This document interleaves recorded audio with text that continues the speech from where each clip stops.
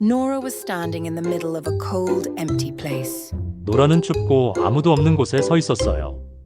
Through the fog, she saw a huge white bear walking toward her. 안개 속에서 큰 하얀 곰이 노라를 향해 걸어오고 있었어요. She froze in fear, not knowing what to do. 노라는 너무 무서워서 몸이 굳어버렸어요. Finally, she fired a flare gun, but the light fell into the water and went out. 마침내 신호탄을 쐈지만 빛은 물속으로 떨어져 꺼져버렸어요. The bear kept coming closer. 곰은 계속 가까이 다가왔어요. Nora hit a pan with a ladle and shouted, "Bear! Bear!"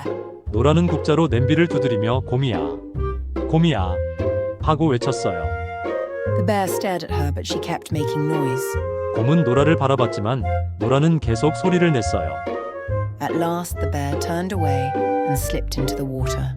마침내 곰은 방향을 틀어 물속으로 사라졌어요.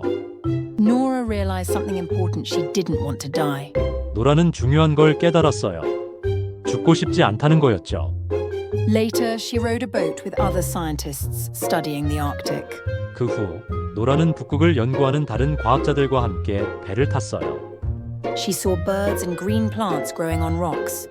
그녀는 바위 위에 자라는 초록 식물과 새들을 보았어요. She thought about her family and forgave them for their mistakes. 그녀는 가족을 떠올리며 그들의 실수를 용서했어요. At night in the town, she talked to a man named Hugo. 밤에 마을에서 그녀는 휴고라는 남자와 이야기를 나눴어요. Hugo told her he could also live in different versions of his life. 휴고는 자신도 여러 가지 다른 삶을 살 수 있다고 말했어요. He explained it was like sliding between different worlds. 그는 그것이 다른 세계 사이를 미끄러지듯 옮겨다니는 것과 같다고 설명했어요. Nora realized she wasn't alone in this strange experience. 노라는 자신이 이 이상한 경험에서 혼자가 아니라는 걸 알게 되었어요. But Hugo warned that she had to choose a life she wanted before time ran out. 하지만 휴고는 시간이 끝나기 전에 원하는 삶을 선택해야 한다고 경고했어요. Back in the library between lives, Mrs. Elm told Nora the same thing. 다시 삶과 삶 사이의 도서관으로 돌아왔을 때 엘름 여사도 같은 말을 했어요. If the library's time moved, Nora would be gone forever. 도서관의 시간이 움직이면 노라는 영원히 사라질 거라고 했어요. Mrs. Elm asked, "Who is Nora Seed and what does she want?" 엘름 여사는 물었어요. 노라 시드는 누구이고 무엇을 원하는가? Nora thought about when she was happiest making music with her friends and her brother. 노라는 자신이 가장 행복했던 순간, 친구들과 오빠와 함께 음악을 만들던 때를 떠올렸어요. She decided she wanted to try a life full of music again. 그녀는 다시 음악으로 가득한 삶을 살아보고 싶다고 결심했어요. 안녕하세요. 오늘은 노라의 삶의 도서관, 여러분이 보내주신 발췌 자료들 가지고 좀 깊이 들어가 보는 시간입니다. 주인공 노라가 겪는 아주 결정적인 순간들, 그리고 거기서 얻는 깨달음, 이런 게 핵심인데요. 같이 한번 파헤쳐보죠. 근데 시작부터 정말 강렬해요. 그 춥고 안개 낀 곳에서 갑자기 거대한 북극곰을 딱 마주치잖아요. 와, 진짜 숨막히는 공포 속에서 노라가 살고 싶다는 생각을 하게 되죠. 이 순간이 좀 중요한 것 같아요. 앞으로 여정에 어떤 의미가 될까요? 네, 맞아요. 이 북극곰과의 만남이 그냥 단순한 생존기는 아니에요. 아주 상징적인 사건이죠. 여기서 그 살고 싶다는 본능적인 외침 있잖아요. 이게 나중에 노라가 여러 다른 삶의 가능성들을 막 탐색하게 되고 결국엔 어떤 삶을 내가 진짜 원하는 거지?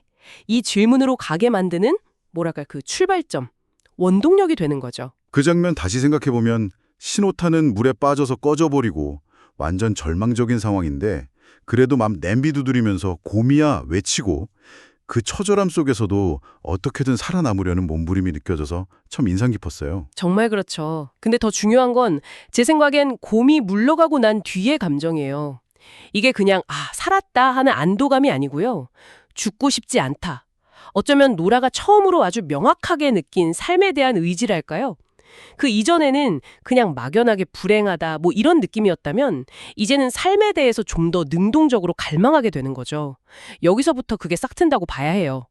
이 경험이 이후의 선택들의 무게를 더해주는 거고요. 그렇군요. 그 강렬한 생존 의지를 확연하고 나서 노라가 좀 뜻밖의 장소로 가잖아요. 북극 영부 탐사. 여기서 또 흥미로운 변화가 보이던데요. 그 극한의 추위 속에서도 작은 생명들, 뭐 새나 식물 같은 걸 보면서 가족에 대한 용서랄까? 이런 내면의 성찰을 한단 말이죠. 이건 앞선 경험이랑 어떻게 이어지는 걸까요?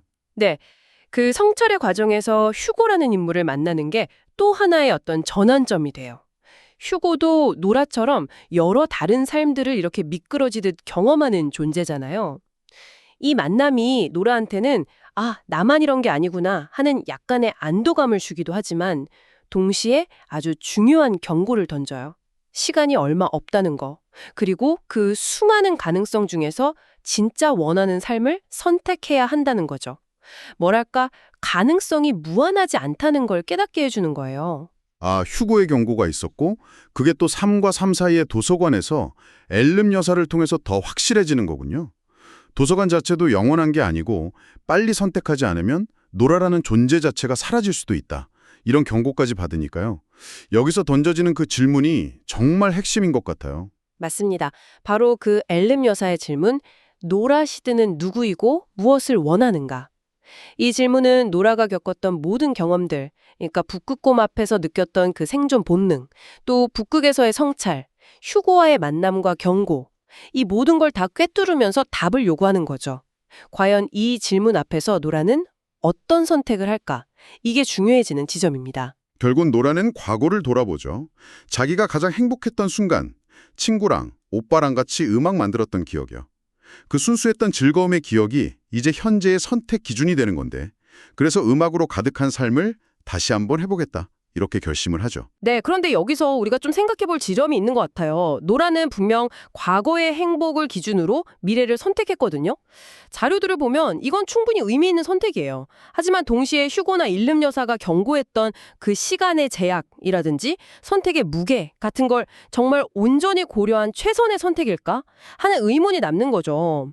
과거에 가장 좋았던 게 미래에도 만족을 줄까? 아니면 혹시 그 기억에 갇혀서 자기가 아직 상상도 못했던 더 좋은 가능성을 놓치는 건 아닐까? 뭐 이런 질문을 자료가 던지는 것 같아요. 듣고 보니 그렇네요. 결국 노라의 여정을 정리해보면 죽음 직전의 그 생존 본능에서 시작해서 여러 삶의 가능성들을 탐색해보고 마침내는 과거의 가장 빛났던 기억을 붙잡고 의미 있는 삶을 직접 선택해 나가는 과정, 이렇게 볼 수 있겠군요. 네, 맞습니다. 그럼 여러분은 어떠신가요? 혹시 살면서 어떤 중요한 순간이나 아니면 깊은 성찰의 경험이 내가 진짜 원하는 건 이거구나. 내가 가야 할 길은 이쪽이구나. 이렇게 명확하게 보여준 적이 있으신가요?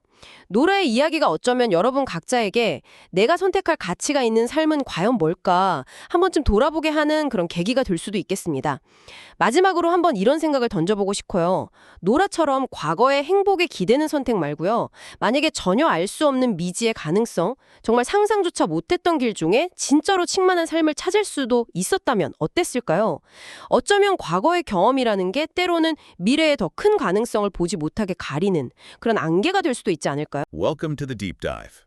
We're the show that helps you get informed quickly and thoroughly by digging into fascinating sources and pulling out the key insights. That's right. And today we've got something really unique. Yeah, we're looking at excerpts from a narrative called Nora's Library of Lives. Our mission here is to explore this character, Nora, and her pretty extraordinary journey. It touches on some big themes: survival, choice. And, figuring out what you really want when you suddenly have all these possibilities thrown at you. It's quite something. Exactly. Okay, so let's unpack this. So the story kicks off, and Nora is in this incredibly stark situation. Yeah, really stark. The text says she's standing in the middle of a cold, empty place. And then, through the fog, she sees a huge white bear walking toward her. Wow. Just imagine that. Right. And her reaction is, well, exactly what you'd expect. Yeah. She froze in fear, not knowing what to do. Completely understandable. She even tries a flare gun, but it just fizzles. The light fell into the water and went out, totally useless. So desperate measures needed. Exactly. And here's where it gets interesting. In this, raw burst of resilience, she grabs a pan and a ladle. Okay. And just starts banging them together, shouting, "Bear, bear." Resourceful, I guess. You could say that. Amazingly, the bear just stared at her. She keeps making this racket, and eventually it turned away and slipped into the water. Incredible. So surviving that, what does that tell us about her? Or even about, that will to live we all have somewhere? Well, what's truly fascinating here, I think, is how that immediate brush with death acts as this powerful catalyst. Right. It's not just about escaping. Exactly. It's like a visceral reminder. Sometimes you have to face what you're terrified of losing to actually understand what you want to live for. Hmm. And that realization, that simple, stark thought, she didn't want to die. It's not just a plot point. It feels universal, doesn't it? Yeah, it real It's this moment of clarity. It shows how maybe real purpose can kind of bubble up from profound fear. It seems to shift her whole perspective from that point on. So that primal awakening, facing death, it really does reshape things for her. Absolutely. And it's interesting how the story then puts her somewhere completely different, like almost peaceful. Right. The contrast is striking. She's on a boat with other scientists studying the Arctic. And all around her, there are birds and green plants growing on rocks. Life. Yeah, life flourishing. And it's in that setting, observing all this life, that she starts this really important internal work. She thinks about her family, and she actually forgave them for their mistakes. That feels significant. Oh, definitely. If we sort of connect this to the bigger picture, these moments aren't random. No, it feels deliberate. Seeing life thrive and then choosing forgiveness, it signals, I think, a deeper psychological shift in Nora. Moving beyond just the bear incident. Exactly. She's moving past pure survival instinct. That act of forgiveness especially, it suggests she's letting go of past burdens, maybe? Yeah, like making peace. Right. Engaging with her own history, with the world, in a more profound, maybe even healing way. It's like she's embracing pace, acceptance, preparing herself maybe for what comes next. Which is good, because what comes next is, well, it takes a pretty extraordinary turn. It certainly does. She finds herself in a town, and she meets this man, Hugo. Ah, Hugo. Yes. And this conversation they have, it's not just small talk, is it? What Hugo reveals is, like, fundamental to this whole thing. Yeah, this is where the story drops this core kind of mind-bending idea. Right. Hugo tells her that he could also live in different versions of his life. He calls it sliding between different worlds. Sliding between worlds. And for Nora, hearing this, It must be monumental. Suddenly she realizes she wasn't alone in this strange experience. It validates everything she's been going through, which must be, a huge relief in one way. but there's a catch. Always a catch. Hugo gives her this really stark, critical warning. He says she had to choose a life she wanted before time ran out. Okay, so the stakes just got incredibly high. Yeah. Immense pressure, yeah. Suddenly there's a deadline on her existential wandering. She has to actually choose. It forces her to confront the real weight of these decisions. So, with Hugo's warning ringing in her ears, she ends up back in that strange place, the library between lives. This sort of ethereal hub. Yeah, where she's been navigating all these potential lives with Mrs. Elm, the librarian figure. Yeah, the guide. And Mrs. Elm, well, she doesn't exactly soften the blow. She basically echoes Hugo's ultimatum. No mincing words there. None at all. She says, if the library's time moved, Nora would be gone forever. Gone forever. Wow. That's definitive. It really is. And it sets up this central, absolutely defining question that Mrs. Elm puts straight to her. Who is Nora Seed and what does she want? That question. What's the significance of that question right then in her journey? Well, that raises such an essential question, doesn't it? Not just for Nora, I think, but maybe for anyone listening. Mrs. Elm's question forces Nora to look inward, really deep, to move beyond just, escaping bad situations or surviving ordeals. It's not about running away anymore. Exactly. It's a challenge to discover her actual, authentic identity.